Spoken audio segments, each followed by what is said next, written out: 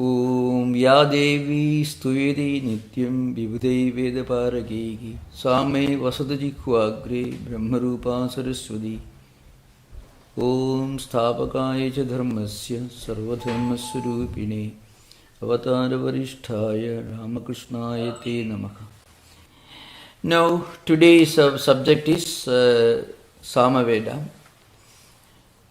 This is the third in that chronology of Vedic tradition, and unlike the chanting of Rigveda and Yajurveda, this Samhita section of the Samaveda is normally set to music with lengthened notes, in fact. So, Samaveda hymns are in praise of various deities like Agni, Indra, Varuna, Soma, and so on. Now, just since we have been discussing Rigveda and Yajurveda earlier, so I would say something in connection with Samaveda. Now, the word Saman itself means Rig mantras or mantras from Rigveda set to musical tone is called Saman. In other words, a large portion of the mantras in Samaveda are actually taken from Rigveda, but set to musical tone. Now, there is an elaborate description of the way it is set to musical tone in certain books dealing with the phonetics and phonology pronunciation of the musical elements of Samaveda. And those books are called Shiksha. Shiksha means the science of phonology or pronunciation or phonetics. There are many Shikshas that we are going to discuss. Of all these important works on the Samaveda music, Naradiya Shiksha, or a book on phonetics written by a sage called Narada, is the most celebrated one. It's called Narada Shiksha or Naradiya Shiksha, Gautamiya Shiksha. Gautama was the name of a saint, and Narada also was the name of a saint. This Narada, the sage Narada, the author of Naradiya Shiksha, may not be the same great saint or sage whom we read about in certain Puranic works like Bhagavata Purana or Mahabharata, or in many of the ancient Hindu, Vedantic, mythological books, you hear about one great saint called Narada. Even in the Chandogya Upanishad itself you find Narada. So that Narada may be a different person, but this Narada was a specialist on the phonetics of Samaveda. It's called Naradiya Shiksha. So he gives a clue to the musical science of Samaveda. There is a well-known definition is Saptaswaraha Trayi Grama Murchnastu Eka Vimshatihi Tana Ekona Panchasat Ityedat Swaramantalam. What he means is Rig mantras or Rigveda mantras, when tuned to music, incorporating Saptaswaras, means 7 swaras, 7 musical notes. And today, in the course of conversation, one of our senior American Swamis was mentioning that the European music derived its Saptaswaras from the Greek tradition, and maybe it be quite appropriate to assume that the Greek music itself was influenced by this ancient musical tradition, because Naradiya Shiksha actually belongs to 13th century BC, and Samaveda is much more ancient. And Naradiya Shiksha and Gautamiya Shiksha, all these phonetical works deal with the pronunciation and the musical elements of Samaveda. So Samaveda is much more ancient. So according to Narada, there are 7 swaras, 7 musical notes, and 3 gramas, scales of music, lower range, middle range and top range respectively, called Mandasthai and then Madhyamasthai and Tarasthai, etc. Plus 21 moodsnas, 21 variations of the notes in an orderly manner. So please remember, 7 musical notes which are very common. You know, ma, ga, ri, sa, ni, da, pa. Prathama is Madhyama is ma, Titiya is ga, Tritiya is ri, Chadurtha is sa, Panchama is ni, Shashta is da, and Saptama is pa. Maybe this may be interpreted, presented in a different way in the ancient Greek music, from which European music must have derived its origin. So these 7 musical notes plus 21 variations of the notes in an orderly manner, and 49 thanas, mean protracted notes. Now, I'm myself not a professional musician, but those of you who may be accomplished musicians may be able to make better sense of this than those who have no musical background. So what it means is, in short, what it means is Samaveda is nothing but the Rig Veda mantras set to musical notations. But you should remember, Samaveda is not all about music alone. The most important Mahavakyas dealing with the fundamental principle, philosophy of Advaita, non-dualistic philosophy, it comes in Chandogya Upanishad, which is actually from Samavedic tradition. So that is an important thing to remember. We are here only talking about the Samhita portion of Samaveda. And those who used to chant these mantras according to musical tones were called Udgata. Udgata, it means the one who sings. That's what it means. Okay, now coming to the subjects.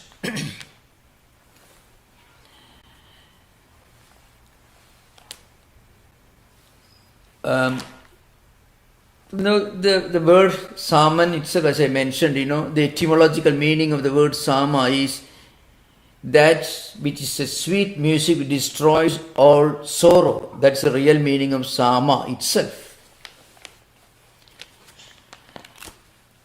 So, Samaveda was considered to be the sweetest and the most exalted form of Vedic recitation. So you find in certain post-Vedic literature like Bhagavad Gita, you find, Vedanam Samavetosmi.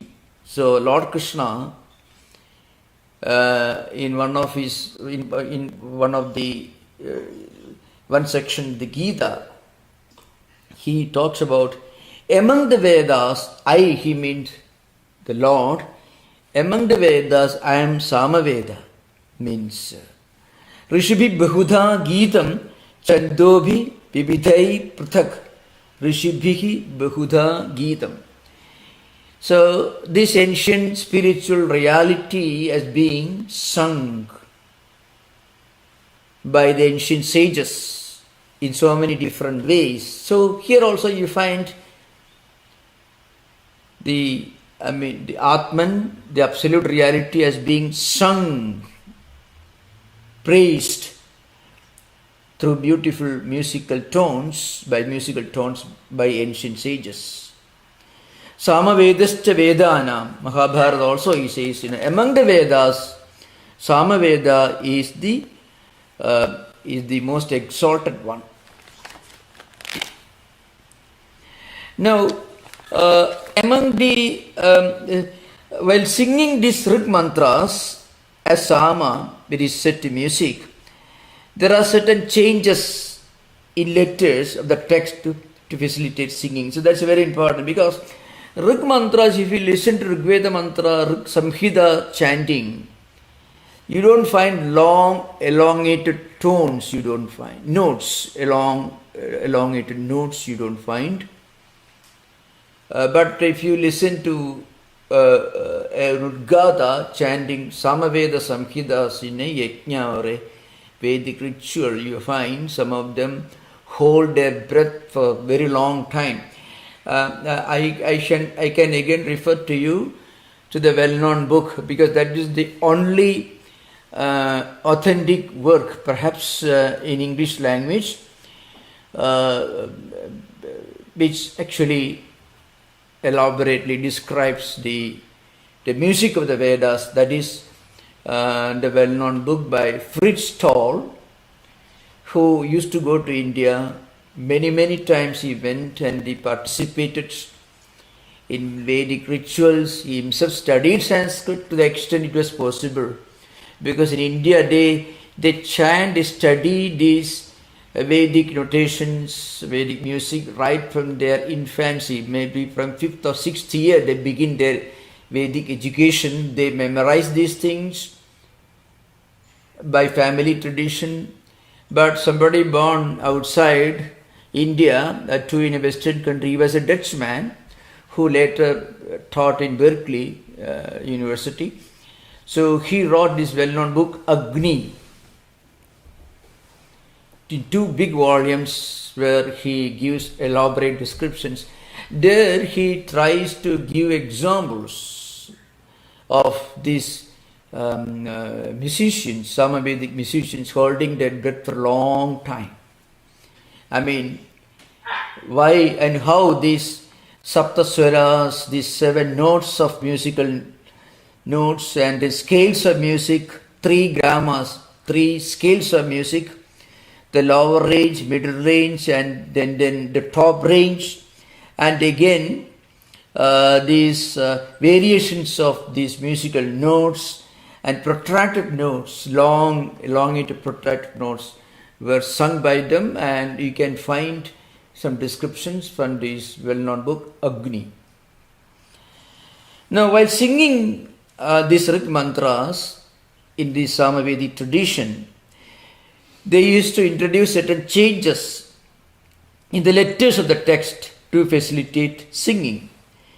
This is called Navikara, changing the letter of the word. For example, Agne becomes Ognayi, you find. Of course, this is not the way it is chanted. I am putting things in prose, not in music, of course. Again, Visleshana, separating a word. They used to separate words to facilitate accommodating to the musical signs. And Vikarshana, lengthening and varying a note. For instance, Ye becomes, Ya, Ye, etc. Sometimes they used to lengthen the vowel and consonants.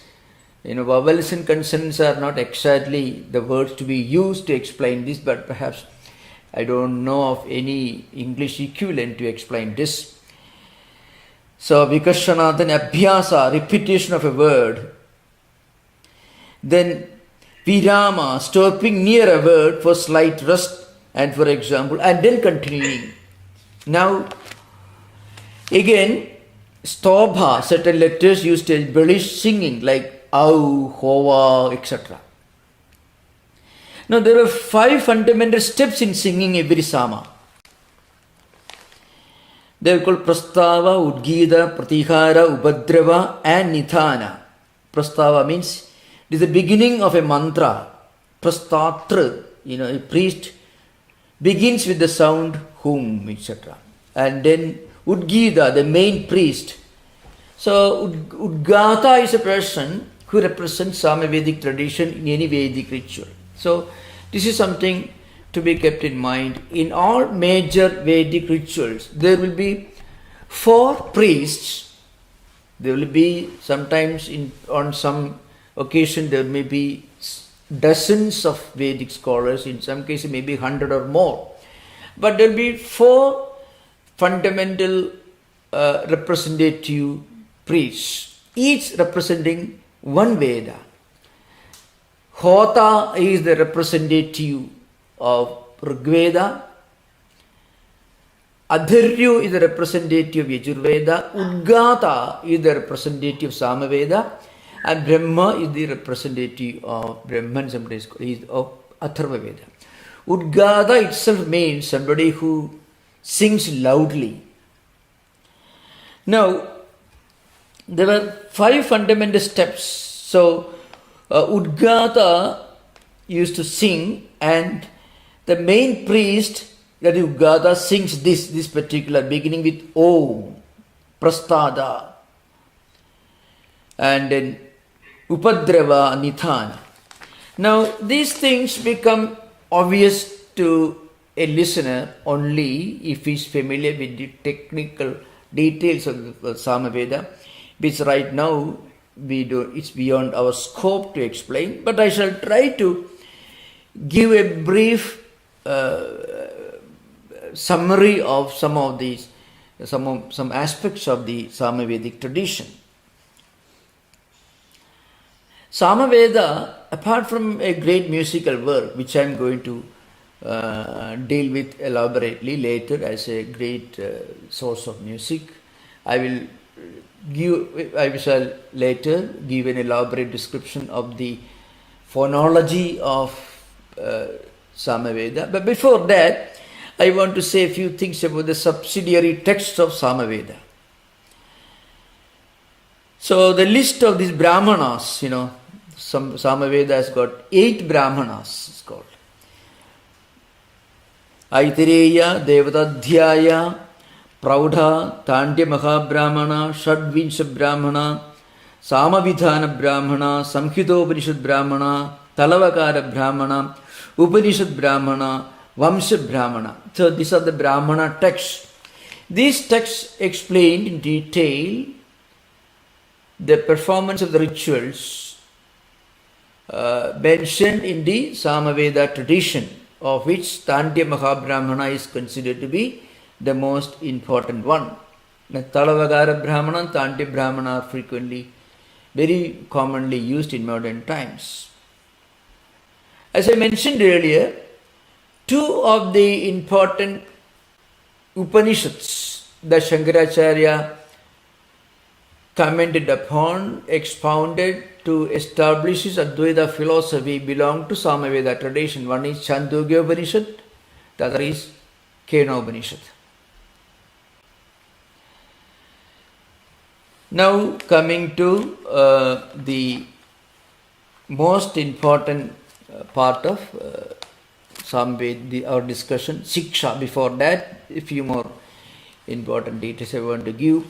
There is a belief, and this is a very interesting aspect of studies in Samavedic tradition. It's a very interesting aspect. There is a belief that Samaveda had a large number of branches which right now are not available. So it is believed that many branches have been lost. So there are references in certain textbooks that Samaveda had 1000 shakhas, it's called. Sahasravatma, it is called. Means that is an interesting tradition. Ashtohi Brahmana Grantha Praudha Brahmana Madidam Shadvishamkyam Titiyam Sya Tas Samavidhir Bhaved Ashayam Devadadhyayo Bhaved Upanishad Tadaha Samhido Upanishad Vamsho Grantha Ashtau Idida. Means that these are the verses that actually give a list of the Brahmana text which are now available. Now coming to Shiksha. That is an important subject today. Before explaining the Shiksha, the phonology of Samaveda, we should know what it is. Now, apart from the 4 Vedas, we should remember there were 6 Vedangas. One is Shiksha, Vyagaranam, Chandrasa, Niruktam, Jyotisham, Kalpam. Which means phonetics, Shiksha, then grammar, prosody, etymology of Vedic words, astronomy or astrology, and the description of rituals. So these were the 6 branches. It's called Vedangas. The limbs of Vedic studies. So in order to be able to perform Vedic rituals and to sing the Samaveda mantras properly, one should be familiar with the science of phonetics and phonology, the pronunciation, as explained by the great sages like Narada, Gautama, etc.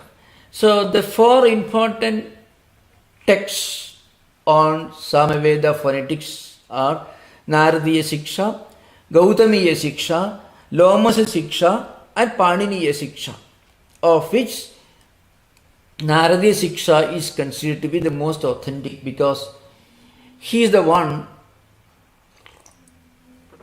who explains the science of turning Rigveda mantras into Samaveda. And then Lomasha was another sage, Gautama was another sage, Panini was the original exponent of Sanskrit grammar. Now we shall discuss a few things about Naradiya Shiksha.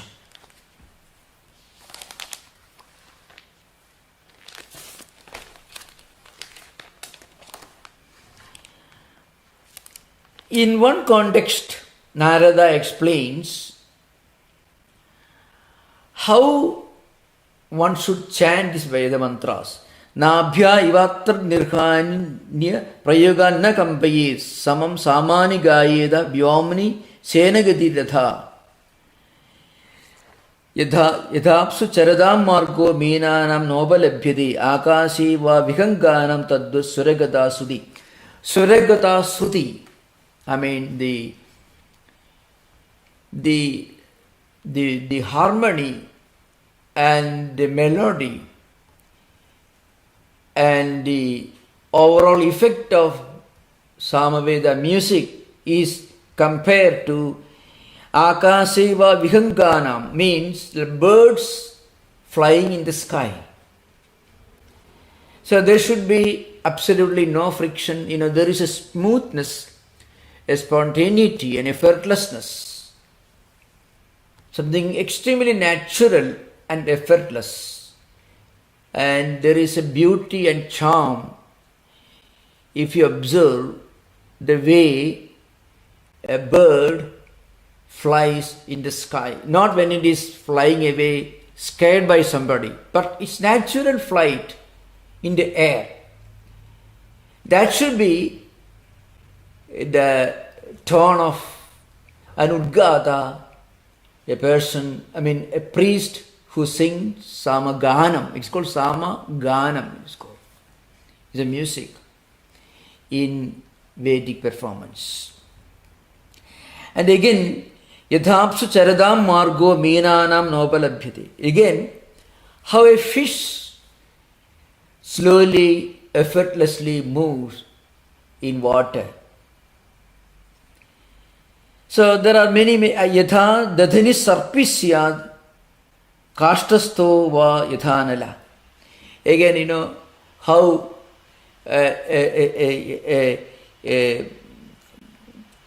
a crawling reptile moves in effortlessly, and also how a fire gradually envelops a piece of wood slowly. So that means the spontaneity, the natural effortlessness.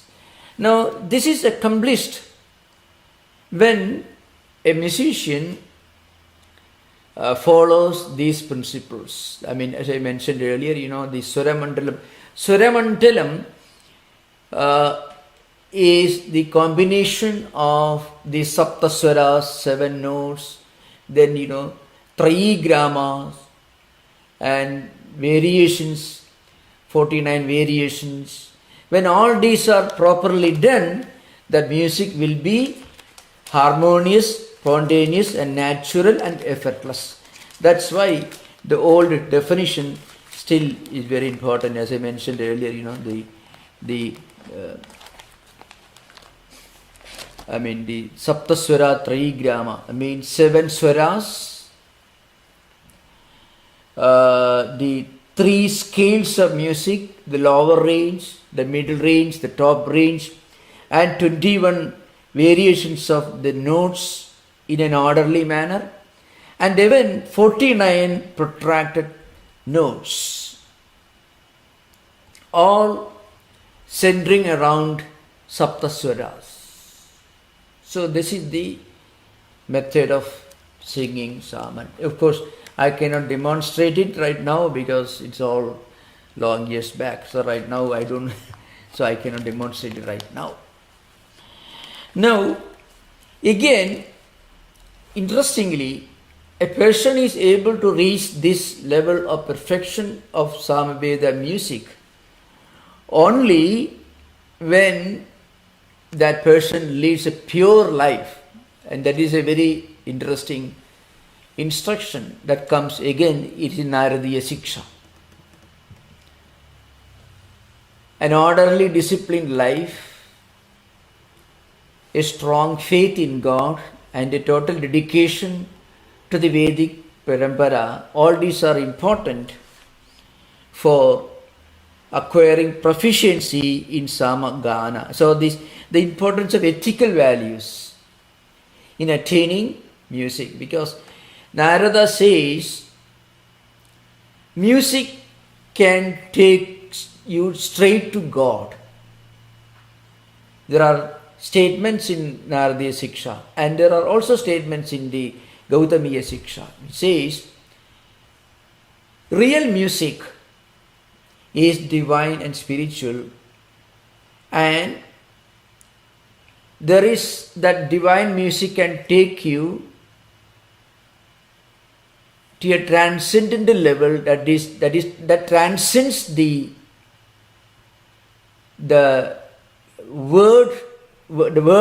world of tones and sounds, and can take you to a higher inner spiritual experience. That's what Narada says. So, music is not just what you hear.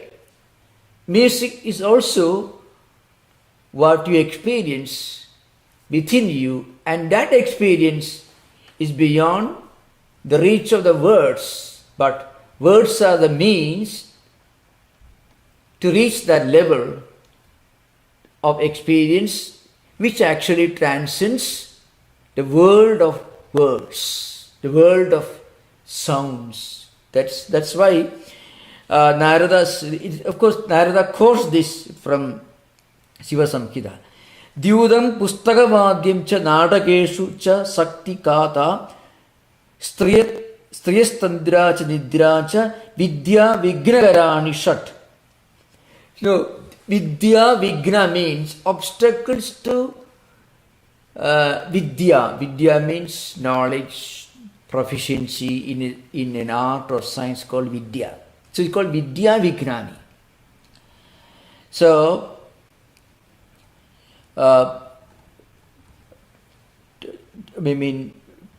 gambling,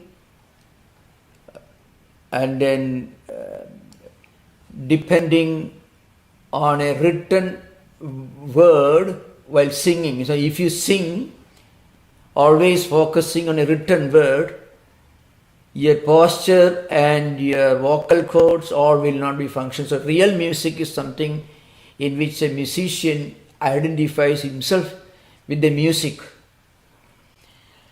And then of course, too much of sleep and other unchaste habits are considered to be great obstacles to reach, a great obstacle for a person who wants to master proficiency in the Samavedic music. That's the idea behind. Again, this can be learned only by an astute, devoted student who learns from a teacher.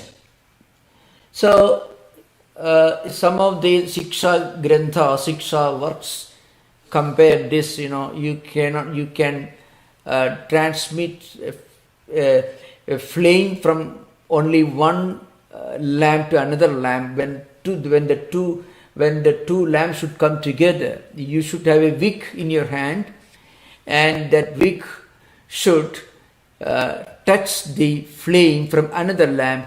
Then only the flame will be transferred to the candle that you are holding. Then your candle also get lit. Like that, the science of this spiritual music should be learned from a teacher by a student who goes on digging a field, digging the ground, and as he digs more and more, he gets more out of this. Very interesting Sanskrit sloga here. Yatha khanan khanitrena bhutale vari vintadi evam gurugadam vidyam sussushu radhigacchati. That's also Shiva Samhita, it says. So yatha khanan khanitrena bhutale vari vintadi. So you get water when you go on digging on the same spot carefully, then you get water. Like that, you should go on learning from the teacher by politely listening to him, and that's why he said, you should get the flame transferred from one burning lamp to another lamp. Then only the other lamp will become a burning lamp. Then only it will be able to transmit light. Samaveda also contains lot of philosophical ideas. Tante Mahabrahmana says Prajapatirva idamekasi sokamayada bhugusyam prajayedi sayeda maritrama vashyat etc. Prajapatirva ekamevasi nagarasi niratriasi etc. I'm not going to give an elaborate description. There are mantras in Samaveda tradition which are highly Advaitic and highly philosophical. So you find some of the most well-known hymns found in Rigveda, Yajurveda are also found in Samaveda. Purusha Sukta, Purusha E Vedam Sarvam Yad Bhudam Yadcha Bhavyam etc. Such as mantras coming in Samaveda being interpreted by great commentators like Sayana, Yadibi Satyam Jnanamanantam Brahma iti Anandasya Brahmanaga Pada Jadushtayam Nirupayidam Ashakyam Tathabi Jagadidam Brahma Rupapekshya Alpamidi Vivakshatvat. So you find the highest Advaita philosophy is also implied here. This world is Alpamidam, means it is the Jagat, the external world is changing, so it is not the absolute reality, it is only relative, it is mithya. So all these classical Advaita ideas are also found in the Samaveda Samhita mantras. Again, there is a Tantya Mahabrahmana, the most important Brahmana of Samaveda. Prajapatirva idameka asi sokamayada bhusyam prajaye iti etc. I mean, the creation is described here as the absolute reality entering the Atman itself. So you find. Now, the great commentators of Samaveda are Madhava Pandita, Guna Vishnu, Bharata Swami, Sayana, Surya Devajna, Shobhakara Bhatta. These are some of the great commentators on Samaveda Samhita. The importance of Samaveda is not just to and it's not just in the context of performing rituals, but also it actually it contains the genesis of human endeavor to set words to music. And again, the Shiksha literature, like I already mentioned, Lomasa Shiksha, Gautamiya Shiksha, Narada Shiksha, these books on Samaveda phonetics teach that the music, when properly sung, when a Rig mantra set to music properly and sung properly by a spiritual seeker who lives a very ethical life, it becomes a means to reach God. It takes us beyond the world of words. It means Shabda Prapanchat Ati Tattva. There is a statement in the Narada Shiksha. It takes you beyond Shabda Prapancha. So, music has two aspects. One is the music that you hear, that others hear. When you sing, others hear. That is the world of words. I mean, the music that we hear. There is another kind of music that is experienced by a musician in his own inner world, and that will be shared by a listener whose mind is tuned to the same vibration of music. So music becomes a tool, a means to reach the highest spiritual experience. So that is a brief description of Samaveda Samhita. I'm not going to give you anything more about the Upanishad, the philosophy, because we already discussed Kenopanishad and Chandogya Upanishad in this context. But something very interesting that comes in the Upanishad literature that I can mention, it says every music has two dimensions, I mentioned.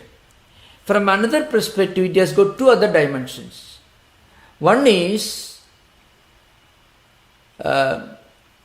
what you hear, the other is what you don't hear. What you don't hear is universal. It is called Samanya. What you hear is specific. One is the audible dimension, the other is the inaudible dimension of the music. The inaudible, the transcendental dimension of music can be appreciated by anyone who doesn't know even the language in which a hymn is set to music. You need not know the language of a great musician to appreciate the greatness of his music, because that music is transcendental. It touches the hearts of every listener. Even a person who doesn't understand the language in which the music is set, he will be able to appreciate that music, because that music is a transcendental dimension of music. Now we can have interactions, because this is a brief description, maybe within about 40-50 minutes. Now you can have discussion.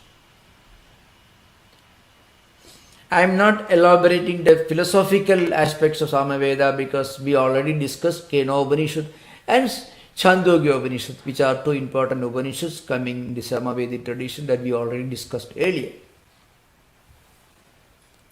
Hariom Swamiji. Hari. I have a question regarding the content. Yeah.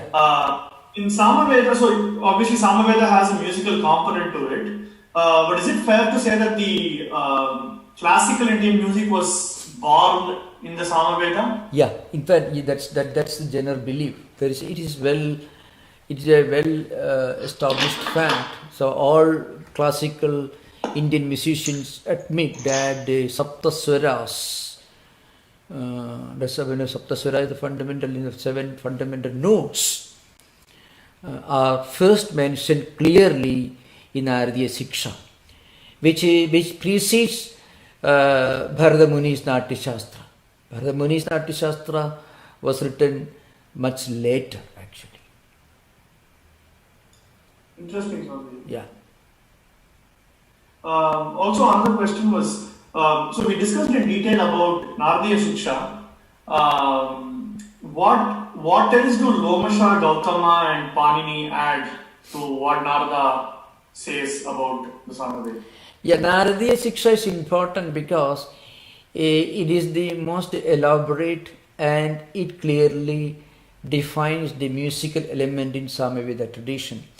Paniniya Shiksha is important, but Paniniya Shiksha is relevant for all other Vedas also. And Naradiya Shiksha is more elaborate, maybe the oldest also. There is not much in other Shiksha Granthas which Narada has not touched upon. That's the reason. Oh, okay, yeah. Panini was a grammarian, so Shiksha was not his primary contribution, to Vedic literature. Yes. And just a question, because I think I missed this while noting this down. You said Hoda is for Rig Veda, Yeah. Uggata is for Samaveda, and Brahman is for Atharvana Veda. Yeah. What is for Yajurveda? Adhiryu, yeah. In fact, that was the four representatives. There will be a number of other Vedic scholars singing, but Udgada represent maybe the senior most Vedic scholar present on a particular occasion where the Vedic ritual is performed. The senior most in the Samavedic tradition. Among the Samavedic scholars, or maybe the one whom the king has employed, because in ancient times, kings were the ones, or maybe individuals also used to perform, these Somayaga and all that. So used to be employed, yeah. And there are special occasions when Udgada has to sing a particular rik, a particular mantra, on a particular occasion. So he should sing that also. Udgada was given a special importance because of the exalted position of Samaveda on many Vedic rituals.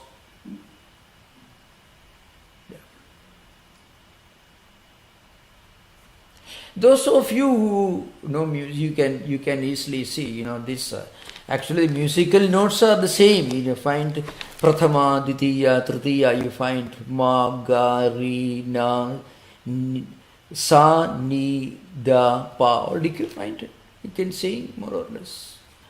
Again, that's something interesting. But more than that, there is something universal to music that transcends the boundaries of culture, nationality, or anything. Music is contagious in a very happy way. It is contagious, and it can be appreciated, as I mentioned, even by a person who is not trained in that music. If you read a profound book in prose, let us say, if the other person doesn't understand the language in which you are reading or the subject that you are discussing, the other person will not be able to appreciate it. But music, it goes beyond. Even vocal music also. I'm not talking about instrumental music alone. Even vocal music also has got this universal element in it. Because it touches the soul. And as Atman, it's the same for everyone. There is something within all of us that transcends the body, the mind, intellect, and all the external factors. And music touches that universal aspect, which is common to everyone. So, where Shankaracharya's Bhashya says, Veena Vadana, he takes the example of the Yajnavalkya's dialogue, you find. Bhashya, Shankaracharya says, Veena Vadana, you're playing violin. Now, one is that there is a science in your music. That will be appreciated by somebody who is trained in the science of music. But there is something deeper, and that will be appreciated by a person who doesn't know music. Now, what is that which makes him attracted towards this music? He doesn't know the language, he doesn't know the science involved in this, in the play of the violin or whatever it is. But then, he listens to it. There are examples, in one of our ashramas in India, there is a big dairy actually, number of cows, milking cows. So they play music. Some music they play and the cows listen to that. That makes it easy for them to milk the cow. It happens in one of our centers in India.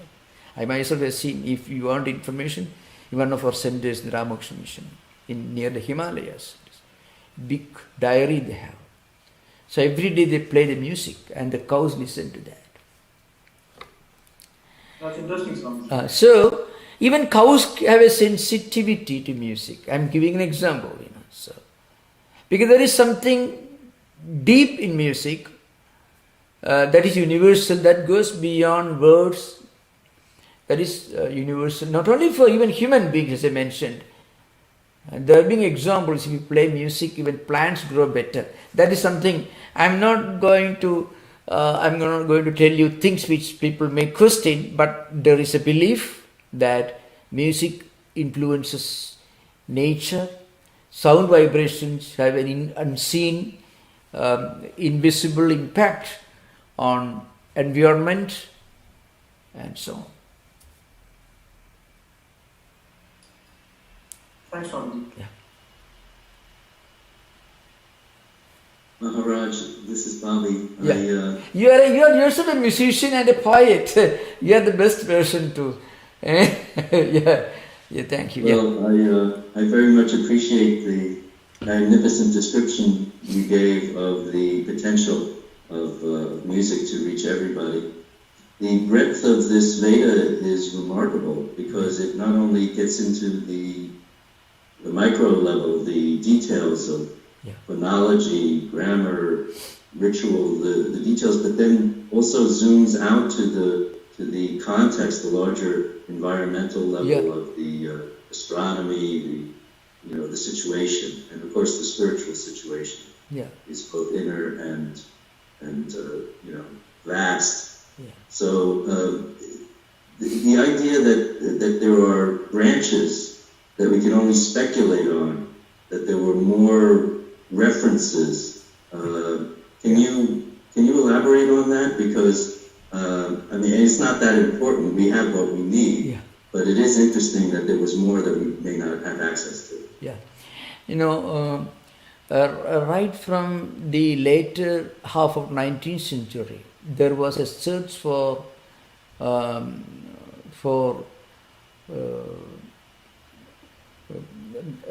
forgotten manuscripts. So both Indian and Western Indologists and scholars used to go visit homes and old houses in search of manuscripts.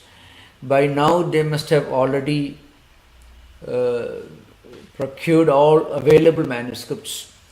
But India is an ancient country and it had to go through many social, national cataclysms, invasions, uprooting of whole cultures. You see, Kashmir, to what is Afghanistan today, what is Pakistan today. These were all places where Vedas flourished for millennia. So, like that, many other parts of today's India also, there were cradles of Vedic civilization. So, many things must have disappeared. It's a wonder that many things do survive today. That's a greater wonder, really speaking. Now, of course, many of the manuscript libraries, British Museum manuscript libraries in different parts of the world, in Germany, London, many places, they have huge collections of manuscripts. Some of them yet remaining to be published. Manuscriptology is a science that I am not closely familiar with, but in many world Vedic Sanskrit conferences, they present papers on some newly discovered manuscripts. The Gautamiya Shakha, there are different shakhas, different branches. Jaiminiya Shakha, Kauthuma Shakha, Ranayani Shakha. These are the only three important shakhas which are now available. There must be many branches which are being lost. We have no idea about it. Yeah. Thank you, Maharaj. Yeah. The question that comes up the most when I speak with the Indian-born musicians and poets also is that the Westerners, their first impression is often that the music is repetitive, that it will repeat a phrase and do variations on that phrase in a spontaneous way that Westerners see as analogous to jazz music, other improvisational music. But what they're hearing is repetition, and only when they get more familiar do they realize that the variety is actually what's going on. Yeah. They hear a repeated phrase, but it comes with an enormous amount of variety, which this Veda elaborates on. And the other thing is, besides the variety, there's the participatory element. Yeah. People who go to, the Westerners who go to Indian musical performances suddenly discover that there's a call and response, that there's participation in many cases. And this is new for many Westerners. But what they then later come to discover is that it's not an external participation. It's not like, we're being called upon to sing. Yeah. It's more that they're called upon to experience together with the performers how enveloping the musical experience is. Yeah. So these things just keep coming up, and I'm wondering if that's your impression also. Yeah, it could be. And as in other areas of learning and branches of learning, music also was transmitted by in families from generation to generation. So many of the methods, many of the special methods, special practices and discipline that prevailed in one particular school of music in one area was preserved by certain families who belonged to that particular school. This is true of musical traditions in South India and also North India. Even there are differences, there are minor differences. But what we mentioned here, the 7 fundamental notes, all these are common, which they all admit. And in course of time, from the Samavedic age, different families must have developed, different Vedic communities must have developed different types of methodologies of music. That's all only possible explanation for the varieties. Okay. Thank you, Maharaj. Thank you. Maharaj, there's some questions from YouTube if you Yeah. There's a question from YouTube, that's one. Okay, one question by Nanjunda Somayaji. Swamiji, there is a reference to Shiksha in Taittiriya Upanishad. Yeah. What is the relationship between the term in Taittiriya Upanishad and Shiksha that is referred to in Samaveda? Yeah. Gautamiya Shiksha, Naradiya Shiksha, these two, and Lomasa Shiksha, these are specifically Samavediya Shiksha granthas. And Taittiriya Shiksha, Shiksham Vyakhya Samaha Varnaswarga Matra Belam, they seem to be common, and especially in reference to the Taittiriya tradition, So when Shiksha Vyakhya Syamaha Varnaswarga Matra Belam Samasankhya, all these mantras that appear in the Shikshavalli of Taittiriya Upanishad seem to be more general and especially relevant in the context of Taittiriya tradition. Yeah. One more question, Maharaj. Ranga Prasad asks, Swamiji Namaskara, which is the best book for Patanjali's Yoga Sutra? Sanskrit shlokas with meaning. Please tell Ranga Prasad from Mysore. Yeah. Patanjali Yoga Sutra. There are many books available in India, but I think Patanjali Yoga Sutra with Vyasa Bhashya and also Vivarana, Shankaracharya's Vivarana, Vijnana Bhikshu, all these are being translated into different Indian vernaculars, at least to Hindi. But in English, of course, there are a few translations of Vyasa Bhashya into English. For a beginner, I would always recommend Swami Vivekananda's Raja Yoga, because Swamiji's work is not just a translation, it is also an exposition of the spiritual psychology of Yoga Sutras. So some of the flashlights that Vivekananda throws into the intricacies of yoga, you don't find even the Vyasa Bhashya or Vijnana Bhikshu or in other classical commentaries. I mean, Rajamartanda or anything. So I would say for a beginner, it's always to begin with Swami Vivekananda's translation. It's not only translation, but it is an introduction for the layman. And of course, we have around 144 Yoga Sutra classes in our YouTube. If you go to Vedanta Society, San Francisco YouTube, you get it is available in podcast also. That I have tried to give as elaborate as possible an exposition of Yoga Sutras in the context of modern psychology, but mostly based on Vyasa's commentary and Vijnana Bhikshu and Vajaspati and Rajamata and other commentaries. But though I quote from Sanskrit commentators, I give a freelance English interpretation as well. Thank you. One more question, Yeah. Maharaj. From Srinivas Bharadwaj, Purusha Sukta has a reference to Trisapta Samidha Kritaha. Yeah. So the reference is Saptasyasan Parid. Saptasya and with a Saptasya. Kritaha Deva like that. The Deva Yajna, yeah. Is this related to Samaveda? No, this Purusha Sukta appears in all the four Vedas. Purusha Sukta is common to, especially three, what you call, Rig Veda, Yajurveda, Samaveda. You find Purusha Sukta in all the three Vedas. And Sayanacharya's commentary is the most well-known one. It is purely Advaitic. Purusha is considered to be the reality, the absolute reality immanent in all of us. Purishete Purusha. This Shankaracharya's interpretation is taken by him. So Purusha is the immanent reality present in all of us.